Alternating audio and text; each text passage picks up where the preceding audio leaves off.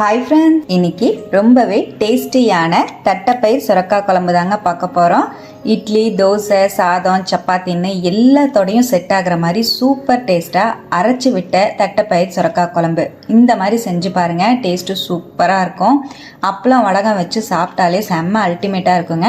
தட்டைப்பயிரோட கத்திரிக்காய், உருளைக்கிழங்கு போட்டு செஞ்சாலும் சூப்பராக இருக்கும். இந்த சுரக்காய் போட்டு செய்யும் போது இன்னுமே டேஸ்ட்டு அல்டிமேட்டாக இருக்குங்க. இப்போ இந்த டேஸ்டியான தட்டைப்பயிர் சுரக்காய் குழம்ப எப்படி செய்யறதுன்னு பார்க்கலாங்க. 100 கிராம் அளவுக்கு தட்டைப்பயிரை நைட் ஃபுல்லா ஊற வச்சிருக்கேங்க. அரை கப் அளவுக்கு எடுத்திருக்கேன். தட்டைப்பயிர் நல்லா ஊறி வந்திருக்கு. நான் இந்த மாதிரி தட்டைப்பயிர் எடுத்திருக்கேன். நீங்க நல்லா டார்க் பிரவுன் கலர்ல இருக்கிற தட்டைப்பயிர் கூட யூஸ் பண்ணிக்கலாம். ஊறின தட்டைப்பயிரை குக்கருக்கு மாத்திக்கலாங்க. தட்டைப்பயிர் மூழ்கிற அளவுக்கு தண்ணி சேர்த்து 4 விசில் விட்டு இறக்கிக்கலாம். நல்லா சாஃப்டா தட்டைப்பயிர் வெந்து வரட்டும். நான் இந்த மாதிரி ஒரு பிஞ்சு சுரக்காய் எடுத்திருக்கேன். இதுல பாதி சுரக்காவை கட் பண்ணி நம்ம குழம்புக்கு சேர்த்திக்கலாங்க. நம்ம எடுத்திருக்கிற தட்டைப்பயிருக்கு இதுல பாதி அளவுக்கு சுரக்காவை நான் கட் பண்ணி சேர்த்துக்க போறேன். விதையெல்லாம் எடுத்துட்டு தோல் சீவிட்டு மீடியம் சைஸ்ல கட் பண்ணி எடுத்துக்கலாங்க. இப்ப குழம்பு செய்யறதுக்காக மசாலா அரைக்கணும். அதுக்காக பேன்ல 2 டீஸ்பூன் ஆயில் சேர்த்துக்கலாங்க. அரை டீஸ்பூன் குருமிளகு, 1 டீஸ்பூன் ஜீரகம் ஆட் பண்ணிக்கலாம். இதோடவே 10 பல்லு பூண்டு சேர்த்துக்கலாம். 1 கப் அளவுக்கு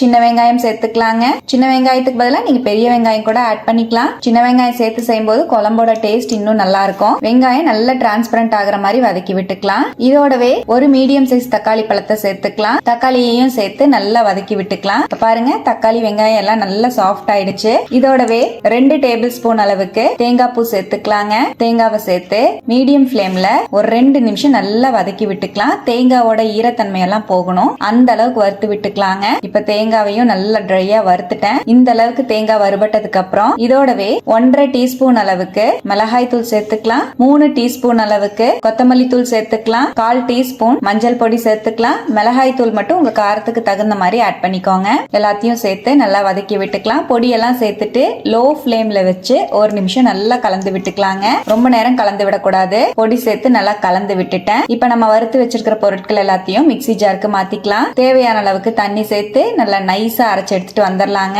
இப்ப அவ்வளவுதான், நம்ம குழம்புக்கு மசால் ரெடி ஆயிடுச்சு. இந்த அளவுக்கு ஸ்மூத்தா அரைச்சு எடுத்துக்கோங்க. நம்ம வேக போட்டிருந்த தட்டைப்பயிரும் பாத்தீங்கன்னா நல்லா வெந்து வந்துருச்சு. 4 விசில் விட்டு இறக்கிட்டேன். நல்லா சாஃப்டா பூ மாதிரி வெந்திருக்கு பாருங்க. இருக்கட்டும். இப்ப நம்ம குழம்பு ரெடி பண்றதுக்காக மண் சட்டியில 1 டேபிள் ஸ்பூன் ஆயில் சேர்த்துக்கிறேன். அரை டீஸ்பூன் சோம்பு சேர்த்துக்கலாம். ஒரு பெரிய வெங்காயத்தை பொடியா நறுக்கிட்டு சேர்த்துக்கலாங்க. ஒரு கொத்து கருவேப்பிலை சேர்த்துக்கலாம். நல்லா ஃப்ரை பண்ணி விட்டுக்கலாம். இதோடவே ஒரு தக்காளி பழத்தை பொடியா நறுக்கிட்டு சேர்த்துக்கலாம். நம்ம வதக்கும் போதும் தக்காளி பழம் சேர்த்திருக்கோம். இப்போ நம்ம தாளிக்கும் போதும் சேர்த்துக்கிறோம்.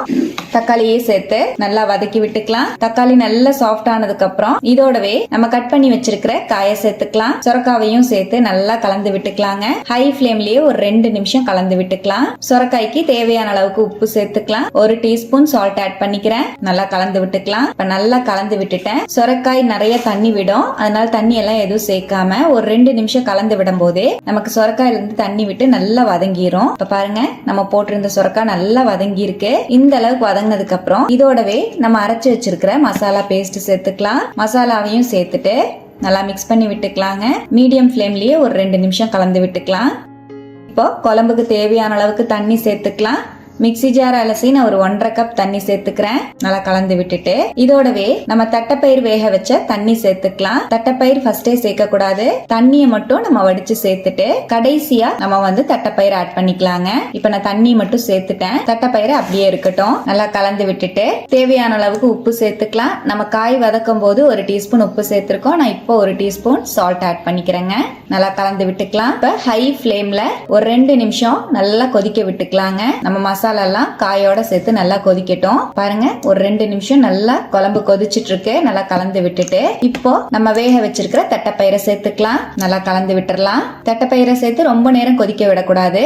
ஹை ஃபிளேம்ல வச்சு 1 நிமிஷம் நல்லா கொதிக்க விட்டுக்கோங்க. ஒரு 2 கொதி வந்தாலே போதும். ரொம்ப நேரம் கொதிக்க விட்டுட்டீங்கன்னா தட்டைப்பயிர் ரொம்ப கரைஞ்ச மாதிரி ஆயிடும். இப்ப அவ்வளவுதான், ஒரு 2 நிமிஷம் போல நல்ல தட்டைப்பயிரை தலதலன்னு கொதிக்க விட்டுட்டேங்க. அவ்வளவுதான். இப்ப ஸ்டவ் அணைச்சிட்டு நறுக்கி வச்சிருக்கிற மல்லித்தலை சேர்த்துக்கலாம். நல்லா கலந்து விட்டுறலாம். ரொம்பவே டேஸ்டியான தட்டைப்பயிர் சுரக்காய் குழம்புங்க சூப்பரா ரெடி ஆயிடுச்சு. செம்ம டேஸ்டா இருக்கும். இட்லி, தோசை, சப்பாத்தியோட வச்சு சாப்பிடவும் அல்டிமேட்டா இருக்கும். சாதத்தோடையும் வச்சு சாப்பிடலாங்க. சூப்பரா இருக்கும். கண்டிப்பா இது போல தட்டைப்பயிர் சொரக்காய் குழம்பு நீங்களும் கண்டிப்பா ட்ரை பண்ணி பாருங்க. செஞ்சு பார்த்துட்டு எப்படி வந்ததுன்னு மறக்காம கமெண்ட்ல ஷேர் பண்ணுங்க. நம்ம சேனலை இப்பதான் ஃபர்ஸ்ட் டைம் பாக்குறீங்கன்னா சப்ஸ்கிரைப் பண்ணிக்கோங்க.